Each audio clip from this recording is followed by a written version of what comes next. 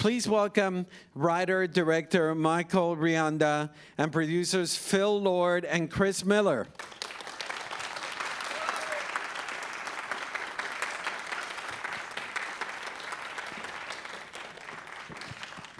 Our socially distanced in-person screening. Welcome, guys. I've been dying to ask you this question. Katie Vision, who came up with this? The idea that we actually see, to me, is it like Katie is actually editing this film? Yeah, I mean, it first came up with the idea just because all of us that made the movie are just film school maniacs who should have no business making a movie like this. And we were like, what if there's collage on the screen? Wouldn't that be incredible? And it's hand drawings. And then we thought that was really exciting, but we didn't have a real reason to do it in the movie. The thing that allowed it to make sense was that Katie herself was a filmmaker and was like us and a maniac film student herself. So if she was the one doing it and if it looked like she was the one authoring the movie, then it would feel more like it was coming from her point of view. And that was something that we found that people really liked Katie more the more Katie Vision there was in the movie, because it felt like, oh, this is her opinion, and this funny joke that I'm laughing at is from her. So that was sort of how it got in the movie. When we talk about Katie Vision is when we actually see Katie's doodlings and her reactions throughout the film. I also appreciated, being a cinephile, the fact that her socks are The Shining. Yeah. And there is a few other things like a Wes Anderson backpack and yeah. She's got a Lawn Wranglers pin and a Dr. Strangelove pin. She likes the same movies that we like. It's miraculously. And Chris and Phil. What a coincidence. You guys definitely visually took us to a whole new way of animation with Spider-Man Into the Spider-Verse. In this film, you actually continue to push the realm. I love the fact that there was almost like a painter quality to the animation. Can you talk about that approach? Yeah, when we were talking early on with Mike, he wanted the movie to feel really handmade and like you could feel the artist's hand on it. And so we suggested that he like push it as far as possible, because on Spider-Verse we really broke the pipeline and how a CG movie is made. And we said, now your job is to break it even farther. And so they started doing all these tests about how can we make this look like it's a hand-painted world, especially amongst the Mitchells and their really almost feels like a world. Watercolor. That was and so it's all watercolor textures that are mapped on, and the lighting is even watercolor, so that it feels like a painting. And the characters themselves have watercolor style line work on them, and their textures are all watercolor, so that they unify with the backgrounds, and so it looks like any frame that you pause feels like a handmade painting. It's the only movie where the visual influences are like Bambi and Miyazaki, and also internet Gibbon memes at the same time. We wanted to stick it all in there. Well, that was one of the things I appreciate about it, is like a young person, like those things are all, they're all the same. Yeah. Right? There's equality among all those visual styles, and so the fact that they interact with each other feels natural when you're like 15. Mm-hmm. And what's interesting is that like the PAL world is supposed to feel like this more slick, more sleek, sort of 80s graphics influenced design, but it as well is just more subtly watercolor. And if you look really closely on those robots, they also have the sort of watercolor textures on them and watercolor outlines, and all of the backgrounds also have this sort of element, so that they seem really different, but they actually are unified. Which I think you answered part of my question, the fact that you have two styles of animation in the film. There's two distinct worlds. Was that a challenging aspect into the filmmaking? Yeah, I mean, it was really fun though too. I mean, when I was young, I would read stuff where, you know, some Pixar movie, they were like, well, we had a style from the beginning and we had a philosophy, and I was like, that's BS. But when you're making one of the movies, you realize if you don't have a really intense philosophy from the beginning, nobody knows what to do. So we wanted to push because this is a movie about like flawed, imperfect humans, we wanted every frame of the humans to be flawed and imperfect. And if it's about perfect robots, every frame of that should be right angles and symmetrical and look like a Stanley Kubrick movie. And so we like just had a ton of fun pushing as far as we could in both directions. And it was like the thing that was like this really Rosetta Stone moment for us was Lindsay Oliveris, who was our production designer and who's a genius. It's a lot of the visual style comes from her, but we took her drawings and put them next to these James Turrell installations.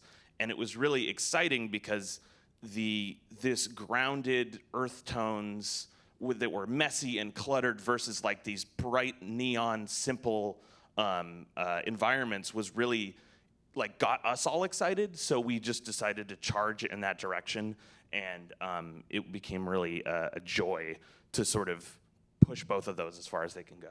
One of the pleasures is watching those things collide.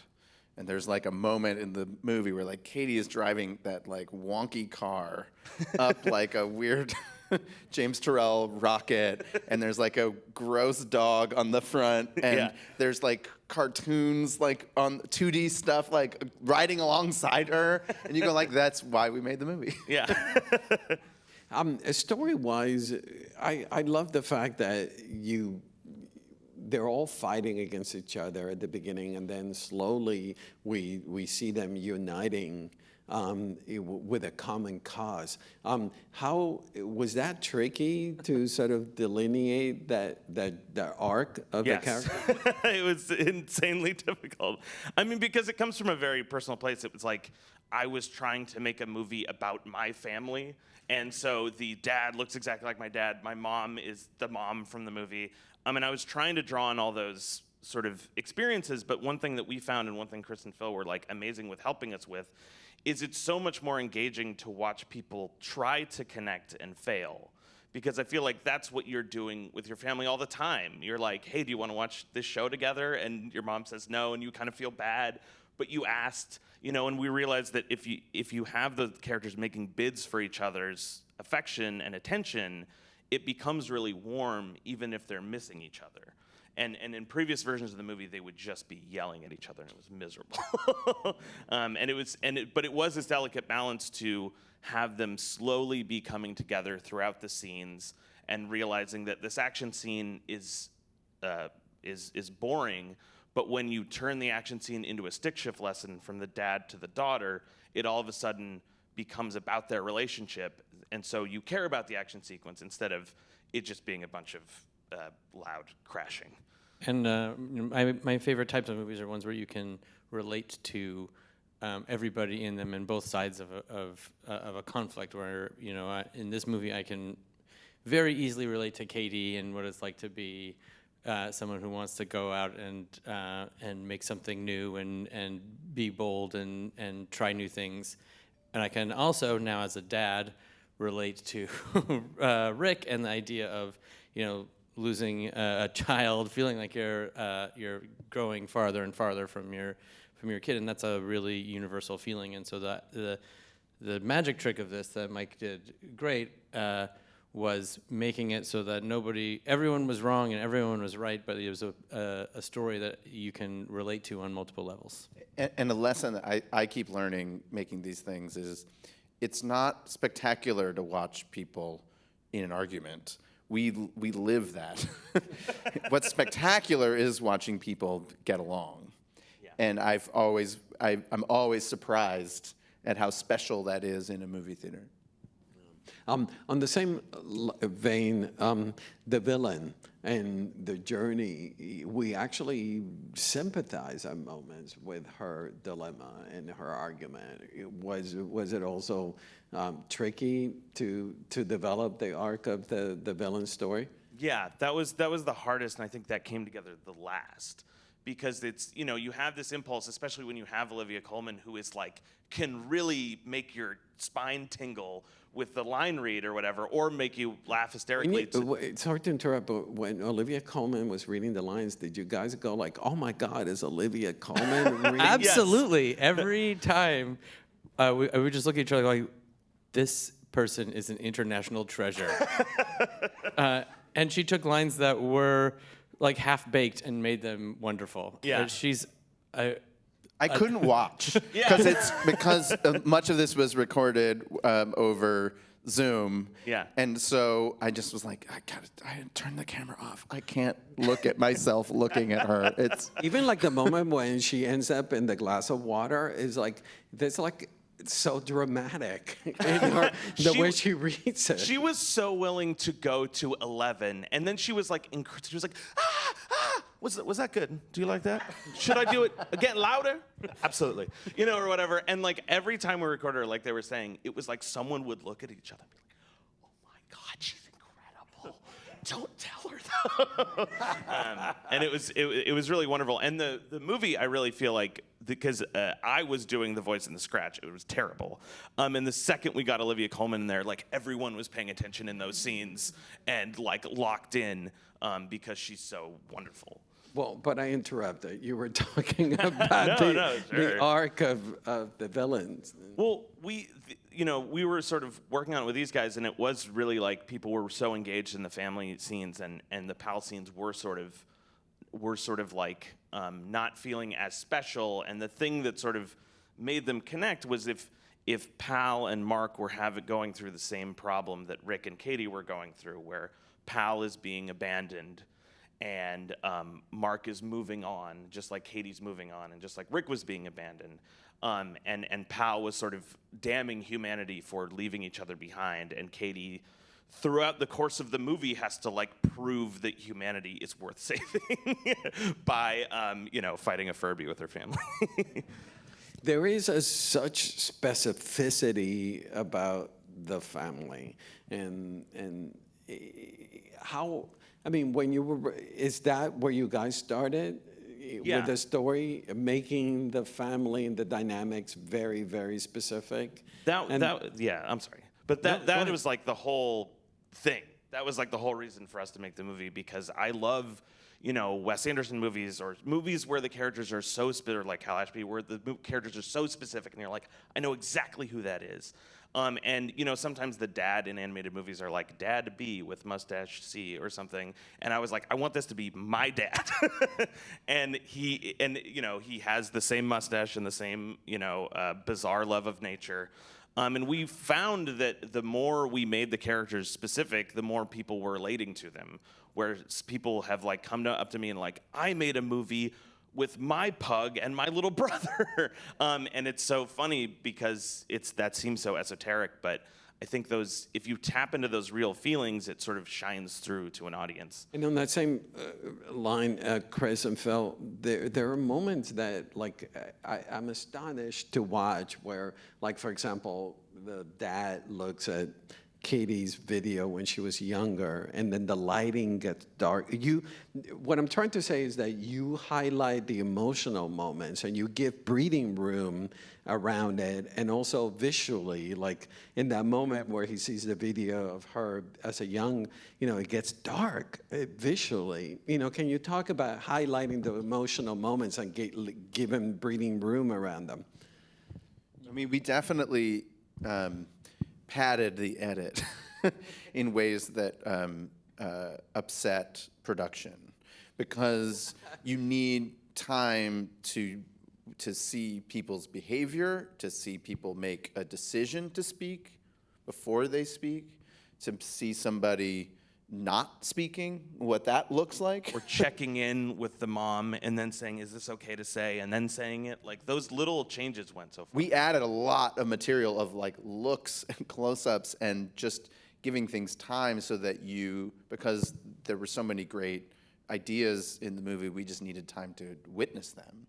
And another thing that, Mike is such a brave in his band of merry folks, merry men and women that were all so brave that we just tried to support them and say, if it's okay for it to be dark inside, even though it's an animated movie. Like, there's a lot of that there's a lot of great photography in live action where it's dark as hell and you can still see everything. The cameras are so good. We're even better. We have the best resolution you can have in cinema. Like, make it feel expressive. Right. Don't hold back. It was a definite choice to have all natural lighting for all of the Mitchells on the road and in their home, so that it felt like the light would blow out when it was going from dark to light, or when it was when the lights were off, we let it be dark, and not like studio movie family lit. Everything is clear and bright, and it was a really and I think it was a really expressive choice, and I think it really did accent all of the emotional moments, and it made it feel really grounded and real because it's a movie with crazy robots and a pug that saves the world. So Right. It's funny to like take that seriously. Yeah. But if you can't add silly on top of that. Right. But and it's kudos to you guys, and as cinephile in me was so ecstatic watching your film that the aesthetics of the film matches the story. And I don't recall an animated film that went as far as you guys did. Like, for example, I mean, I hope you guys noticed the house. It's a messy house, and it mirrors the lifestyle of the family, and all the choices that you guys made as filmmakers are speaking to the story, are coming from the story. Yeah, well, and that's where sort of some of our collaborators, like Lindsay Oliveras, the production designer, really shined, because we had this crazy vision where it was like, the house needs to be a mess. It needs to be a disaster, because that's what we remember our houses feeling like, at least, And it's interesting because we found in that studio system how that never happens, because it's so much easier not to do that. Like, everyone wants you to make the house look like a model home because it's simpler and it takes less time and it takes less work and it takes less time to model. But we felt like that was important to us because we wanted the movie to feel as real as it could be. It's just like in a Miyazaki movie or something, when you see those magical moments in a Miyazaki movie, when you see this like strange cat monster, because you've spent 20 minutes in a forest and you've seen a leaf go down a stream, you really believe that this cat monster is alive. And like, that really dazzled me sort of whenever I watched those Miyazaki movies. So we were trying to do our suburban, lame American Miyazaki. And then on the same breath, you guys work with Mark Mothersbaugh, and musically, I was listening to the fact that there's kind of like this rustic sound for the family, and then it changes into some more synthetic sound. Can you talk about, you guys work with Mark quite a lot? We've worked with Mark for many years, and he's a genius, and I think this score is one of his best that he's ever done, and he's always been a genius at adding weird computery sounds to music ever since he was in Devo. But in his studio, it's filled with weird synthesizers and Moogs and antique early synthesizers from the 20s. He has a whole room that's just full of weird gadgets that don't make any sense, and so this was a really strong idea that Mike had, which was that the family was going to be, again, analog and homemade, like strings and guitars and things that are not synthetic, and then the PAL world's going to be more beeps and boops, and those things were going to come together, and the movie was going to start small, like an indie movie feeling, and then the score was going to get bigger and grander and more orchestral with beeps and boops. Well, one of the things that Mark isn't known for, but really excels at, is I think writes some of the best melodies in movies, and it's no surprise he's like a great songwriter. But when you listen to a lot of composers, there's a lot of great stuff, but Mark writes beautiful melodies. Right. And this movie is no exception. I think he has a great combination of innovation, but good old red meat emotional storytelling. Yeah. Mike, was it always, I understood that it had to be a journey. They travel from Michigan to Silicon Valley? Was it always Michigan to Silicon Valley? No, it actually used to be my hometown, Salinas, California. I don't know if anyone of you from Salinas, what's up, birthplace of John Steinbeck? It's a couple of hours up the road. Go up there sometime. It's a treat. But we used to have it from Salinas to New York, and then everyone pointed out it doesn't make any sense because Silicon Valley is in the other side of the country. very short road. Yeah, and it kind of explains why there's a joke about donkeys in maybe the Grand Canyon. And where is that in the country? But don't worry about it. Don't worry about it. Don't worry about it, guys. They took a dog leg. Yeah, they just kind of went around. But so then my sort of co-writer and co-director Jeff Rowe, who's a delight, is from kind of Illinois, Michigan area. So we decided on that instead. And I have to ask about the Furby. Was that always part of the story? Weirdly, yes. Unfortunately, we just sort of tried to wring as much joy out of that concept as we could, and it was the thing that like made us cry laughing. And the funny thing was I had to write letters and letters to the Hasbro people. Like, we love your product. We would love to feature it beautifully in this movie, and then slowly over time reveal, like, it's evil, it is screaming, it shoots lasers out of its mouth, it's the biggest villain in the movie. But it was just something that... But we made it out of deep respect Yes, deep respect. for the Deep legacy. Hey, you probably sell more Furbies than is ever. That was our hope. But no, and you know, sort of basically it just came from this. Some of it came from just the freedom of, oh my God, we could make a movie. And we could do anything. And we sort of tried to sort of push that as far as it could go, and seeing if we could make it like the emotional stuff live with that stuff. And have it be a balance. This is a lot of your guys' first film. Like almost all the crew members, this is their first time Yes. in that role. Yeah. Well, we're big fans of Gravity Falls. So. Thanks. Oh, there's another fan of Gravity Falls over there. You brought up technology. The movie doesn't condemn technology. Tell us your approach, the three of you, the approach towards technology. I mean, the thing that we had to contend with is that one of the reasons that we made the movie is I took my nieces and nephews out to like Uncle Michael's family fun times, and I realized that they were like having a good time, but then all of a sudden they were just texting their friends on their phones, and I was like, this is family time. And then all of a sudden I felt myself morphing into my dad, and I was lecturing them about the importance of family.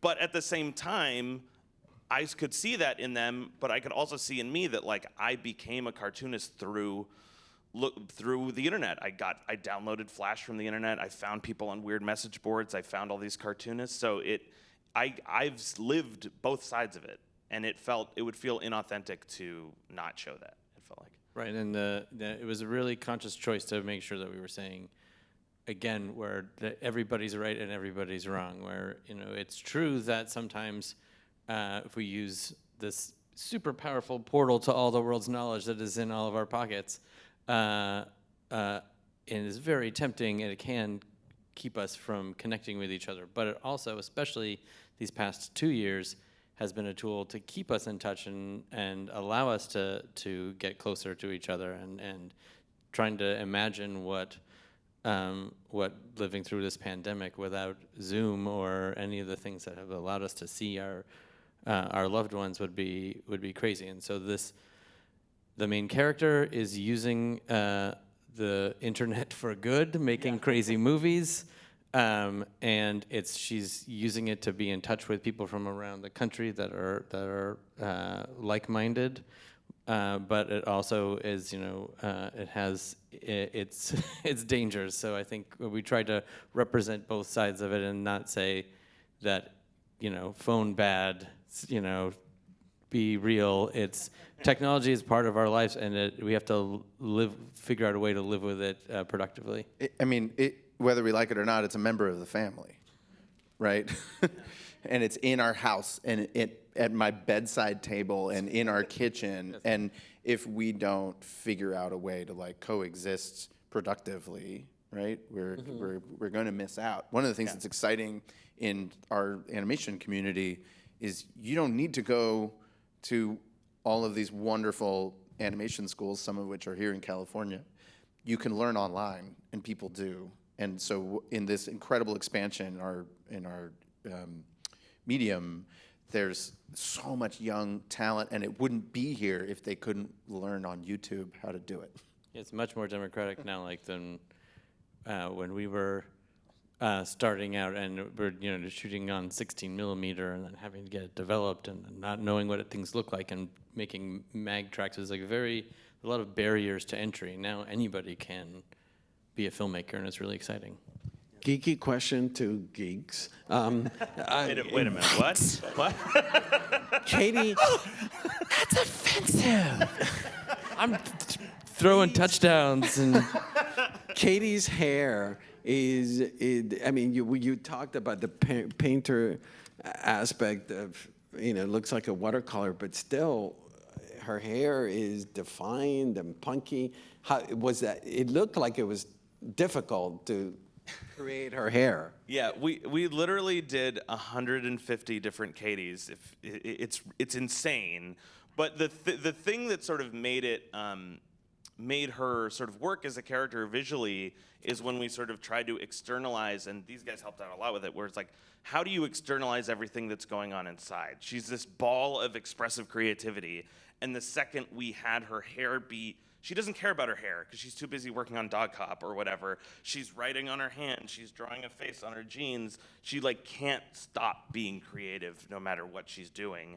And the second that you could see that on the outside of her, she became really immediately engaging to people. She used to just be a character with a hoodie and a mullet. It wasn't a good look. but even also, I mean, rendering that hair in a way that fit with the style, in a way that like, there's blocks and patches of the way you would paint it. But if it was with a full hair sim, it would look crazy in this movie, and so we had to figure out a way for it to move like hair but look like a painting, and that was one of the last things that we actually got right, because it always looked like a helmet. Major pain in the neck. Because she didn't care about her hair, it meant 150 people did. It's just like, we gotta move that one strand. Can it be over there? And one of the things that's interesting about like all the doodads and the fingernails and the drawing is like, I noticed, to me that says like, I want to be seen. Sure. Yeah. I want you to know that I've got a lot going on inside of me, and I can't wait to tell you about it. Yeah. And she's living in a household where sometimes she is, sometimes she isn't. Yeah, totally. And a question to Chris and Phil. Since you guys have been in the animated world, I've applauded the spikiness of your scripts, the genre bending aspect of the way you guys have approached animation. Can you address that? The fact that your subversiveness, you're obviously so in love with animation and respectful of film, but you're constantly pushing the boundaries of what animation is possible. Yeah, I mean, we've felt our whole lives that animation, it's a medium and not a genre, and that in America specifically, people have sort of treated animation like there's one type of thing, and this is what animation is, and it's for kids, and it's jokes and maybe some musical numbers, and it all looks the same, and it's made by like a couple companies. Right. Yeah. Right. And we've always felt like this is an amazing medium for telling stories, and it can look like whatever you want it to look like, and it can be about whatever you want it to be.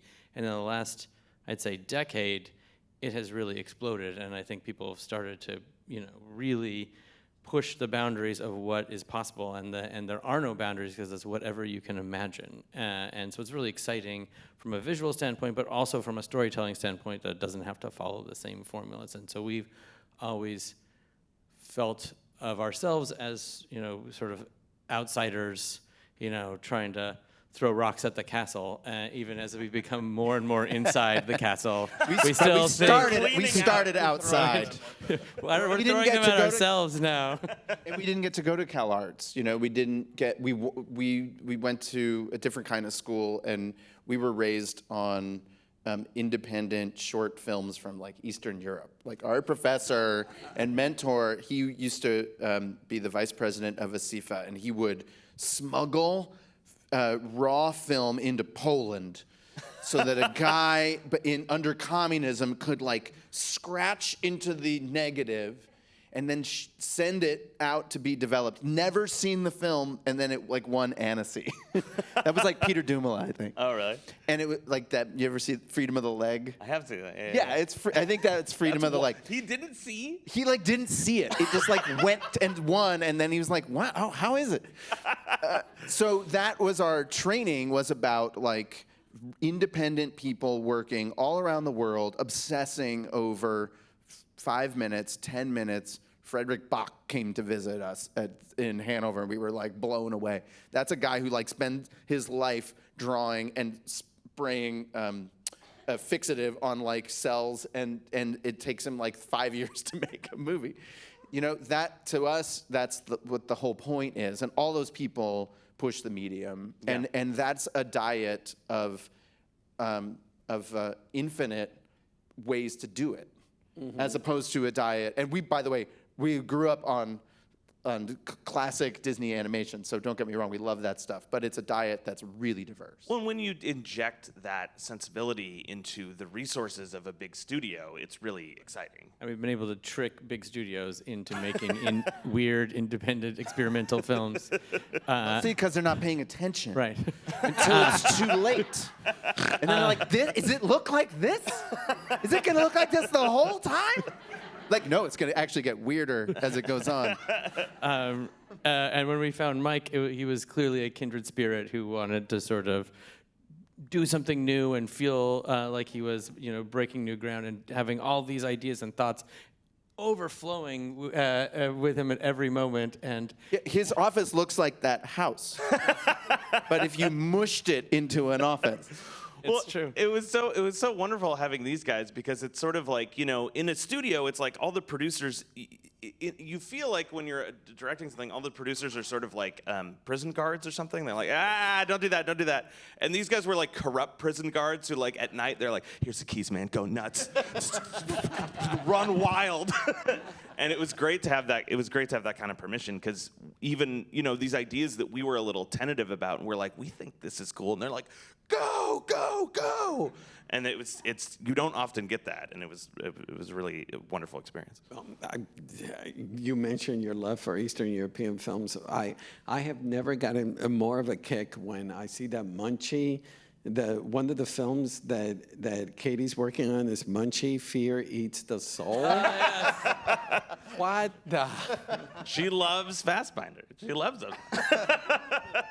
And speaking of Katie's films, she does pitches for sequels. Mitchells versus the Aliens, the Mitchells into the Furbyverse.